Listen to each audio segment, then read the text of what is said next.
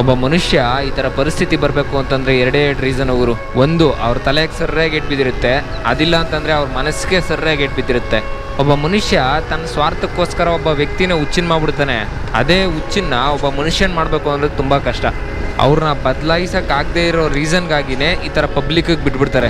ಕರೆಕ್ಟಾಗಿ ಊಟ ಸಿಗಲ್ಲ, ಕರೆಕ್ಟಾಗಿ ನಿದ್ದೆ ಮಾಡೋಕ್ಕಾಗಲ್ಲ, ಒಂದೊಂದು ನಿಮಿಷಕ್ಕೂ ಅವ್ರ ತಲೆಯಲ್ಲಿ ಏನು ಓಡ್ತಾ ಇದೆ ಅಂತ ಅವ್ರಿಗೆ ಗೊತ್ತಾಗಲ್ಲ.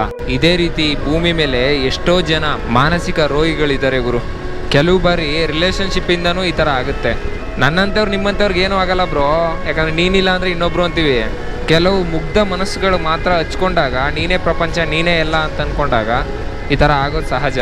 ಪ್ರೀತಿ ಒಂದೇ ಅಲ್ಲ, ಬೇರೆ ಥರ ರಿಲೇಷನ್ಶಿಪ್ಪು, ಈ ಫ್ಯಾಮಿಲಿ ಆಗ್ಬೋದು, ಫ್ರೆಂಡ್ ಆಗ್ಬೋದು, ಇನ್ಯಾವುದೋ ಥರ ರಿಲೇಷನ್ಶಿಪ್ ಆಗ್ಬೋದು. ಅದಕ್ಕೆ ಹೇಳೋದು, ಒಬ್ಬ ಮನುಷ್ಯನ ಫೀಲಿಂಗ್ಸ್ ಜೊತೆ ಯಾವತ್ತೂ ಆಟ ಆಡೋಕೆ ಹೋಗಬೇಡಿ ಅಂತ ಹೇಳೋದು.